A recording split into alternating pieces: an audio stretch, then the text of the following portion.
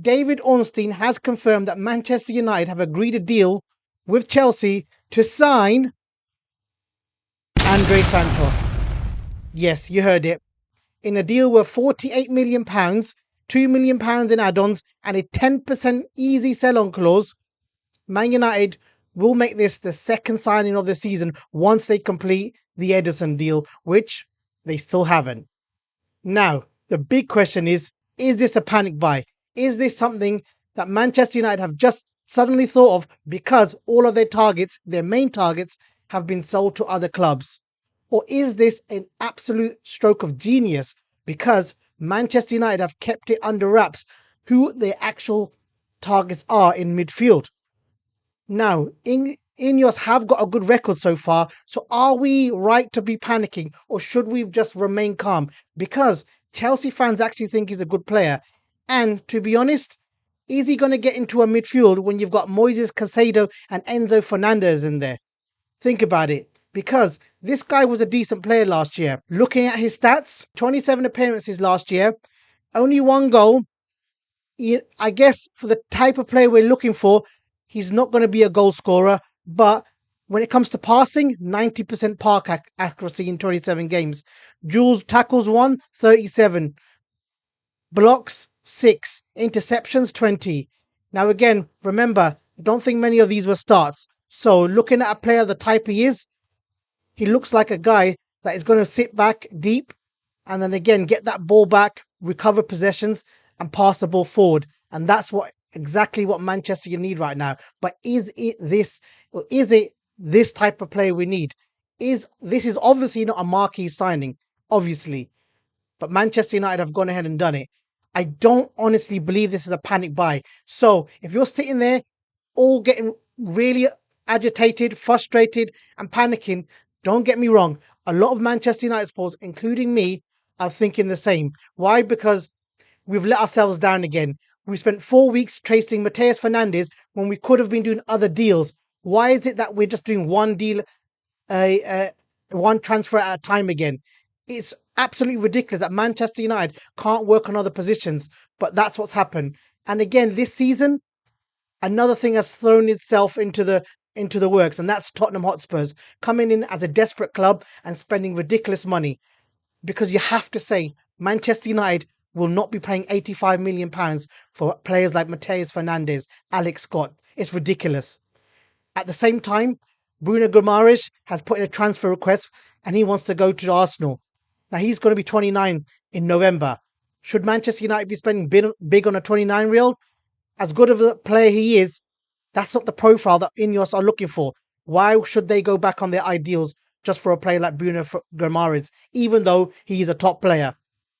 Man United are not in that position of an Arsenal or a Manchester City, who are consistently one and first and second, who can afford to buy a 29-year-old. So, taking a step back, not panicking, think about it. There must be something in this player. The stats are there. The guy could be the player that could become something really, really good at Manchester United. Now, just remember a few days ago on the Talk of the Devils podcast, Andy Mitten did say that he's a very good guy, very well connected to Manchester United. He did say that Andrey Santos will become the number 6 for Brazil now that Casemiro has gone. Now, obviously, there's no guarantees in football, but this guy does look like a big prospect. Chelsea supporters might come out and laugh about this, but again, they have a really good midfield, and that £200 million midfield they got in them two players, well, they're not in the Champions League anymore. They were pathetic last year. And I do remember in some of the games when this kid came on, it was actually quite good. He got about the place, and he looks like a type of player that will press really, really well, and it's got the legs to get around the pitch. Him and Edison with the Kobe Mainu, okay, it wasn't on everyone's, number one wish list, but this is the direction that the club might be going, and it might be the third signing is the marquee one. Who knows?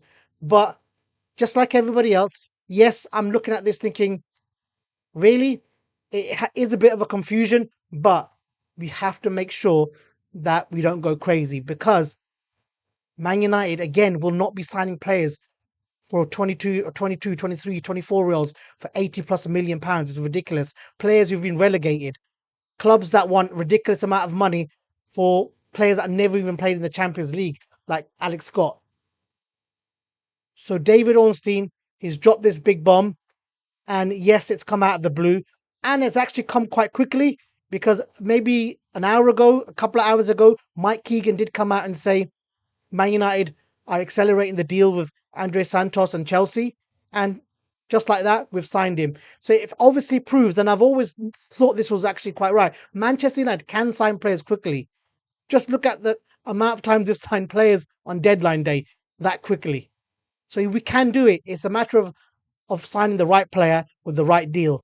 Now, obviously, Chelsea signed him for about £15 million. Now, they signed a load of players for £15 million. I don't think we should be too panicked about that. That's their business model.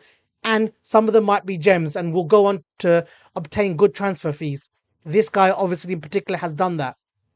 So if it doesn't turn out well, I can see Man United getting close to his fee back. However, again, I have to reiterate, Manchester United are no longer going to be chasing players who A, don't want to play for Manchester United, B, who are going to have ridiculous transfer fees involved with them. And also, from the player side, stupid wages. Because, again, the report did come out that Man United were about to actually offer West Ham £85 million or get close to it with add-ons, but Mateus Fernandes wanted a ridiculous amount to sign on with.